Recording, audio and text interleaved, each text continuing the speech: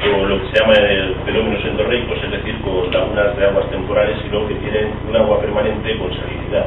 Entonces esto hace que estas aguas sean especialmente salobres y tenemos unos ambientes pues más parecidos a los que podemos tener en zonas costeras, con marismas, con estuarios, y desde luego pues digamos que este ambiente, este ecosistema, pues es realmente único y debe ser protegido.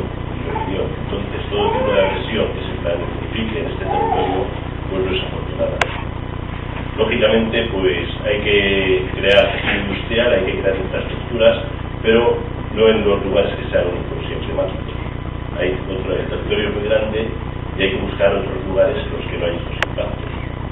Desde luego la construcción y la ubicación del polígono industrial en este lugar es totalmente desafortunada, porque además de cargarse el Saladar, como ya se ha cargado con el aterramiento de parte del arroyo, con los movimientos de tierra previos al polígono, pues se han eliminado unas zonas de arcillas marrones que tienen también un interés por los pastizales que ahí albergan, que es otro hábitat que han comentado los compañeros, el pastizal estético, también hábitat prioritario de la directiva, y desde luego pues todo este mosaico entre pastizales, saladares, albarjales y matorrales crisófilos, pues es lo que realmente da valor a este LIC de los desales del Tajo, que aunque la autovía efectivamente solo afecta a un porcentaje muy pequeño del LIC, pero es que precisamente en este porcentaje pequeño es donde está la mayor representación del albarjal, que es una cosa realmente exclusiva, y por eso pues hemos puntualizado que tenemos que intentar proteger este enclave.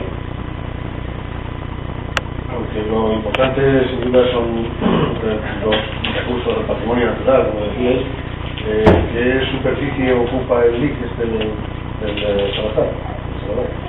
Pues yo el dato exacto no lo sé, pero es un LIC bastante grande porque llega hasta, luego por el sur del río Tajo, llega hasta cerca de la provincia de Cuenca, hasta cerca de Zarza de Tajo, pienso, y por todos los términos de Villarrubia. El LIC tiene en concreto 7 enclaves distintos, ¿vale? Son como 7 en Borox. Aquí cerca, aquí por la zona de Toledo, tenemos una parte que es el arroyo de Borox. Digo que el LIC del Tajo son 7 zonas, ¿no?, que están repartidas, digamos, por diferentes sitios de la meseta. En torno, lógicamente, a la zona del Tajo. Aquí tenemos, en la Sagra tenemos el que forma, digamos, a través del arroyo de Borox, sale desde el mismo foro de Borox hasta el final del término, prácticamente. Y luego está solo el término de Borox, y luego está este, que es el arroyo que comparte, digamos, con el término de Seseña. El arroyo nace en el término de Seseña, el arroyo de la fuente, y baja, digamos, hasta las zonas que tenemos aquí. Antes hablabas de la nacional, de la M501, bueno, yo como ejemplo, ya que era la noticia. No, pero quería, que, al hilo de eso, quería también preguntarte que, bueno, la opinión después de que el Supremo haya decidido anular ese desdoblamiento, que por cierto se hizo en el momento en el que María Dolores de Cospedal, actual presidenta del Partido Popular en Castilla-La Mancha, era consejera de Transportes de la Comunidad de Madrid. Sí, bueno, está claro lo que dice la prensa y lo que dice la propia sentencia, que tampoco hemos podido leer detenidamente, pero ahí estaban implicados, pues me parece que el señor Granado, la presidenta de la comunidad, y Dolores de Cospedal, que tenía responsabilidades en el tema como consejera. La responsabilidad de medio ambiente, me parece. El libro salido también está ahí. Todas las personas que estuvieran implicadas allí. Y supongo que todas tienen responsabilidad. Y todas tendrán que dar cuenta, porque la sentencia del Supremo es clara y no se puede recurrir. A nosotros, vamos, desde ecologista, yo no soy quien para hablar de este tema, porque tampoco lo llevo directamente, pero bueno, sabemos que todo el grupo de ecologistas en acción ha estado buscando en esta cuestión, ¿no? Hemos tenido que responder incluso económicamente para poder tirar adelante los recursos. Pero está claro que el daño allí se ha hecho, ¿no? Yo yo me refería a eso cuando hablaba de Boros, ¿no? Que en este tema estamos todavía a tiempo para saldarlo, no lamentaríamos mucho que pasara lo mismo. De hecho, el daño después del despido el Sadar tuvimos que ganáramos en los tribunales europeos fuera. Sí, porque en la otra carretera el daño ya está hecho.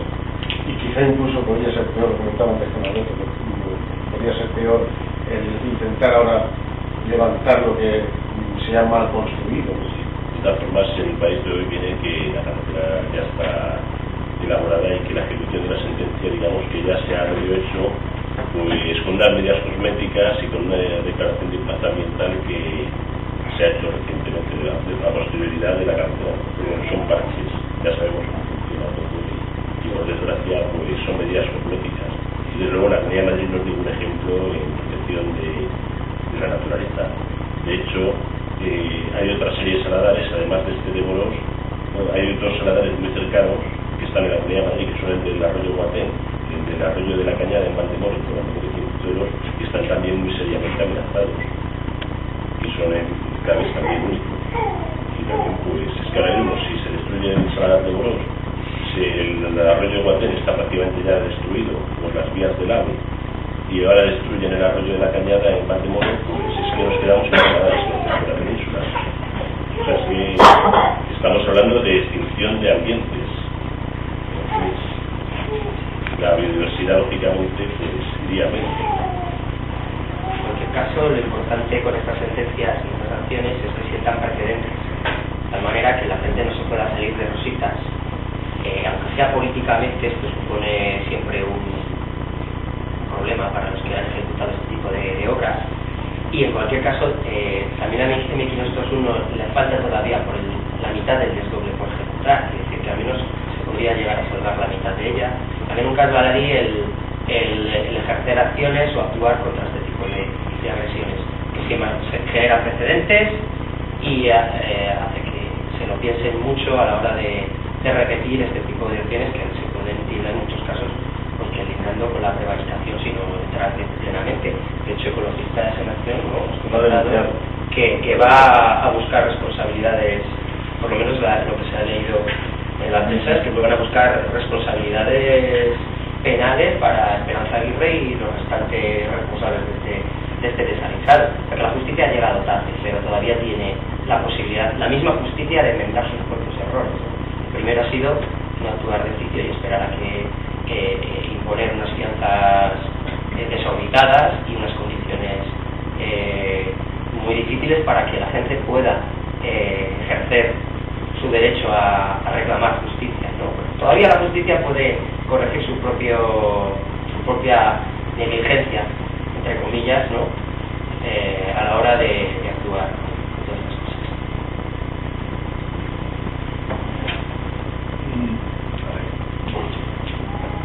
Quería comentar también que, bueno, aquí tenéis una nota de prensa que hemos hecho un poquito resumiendo la situación, ¿vale?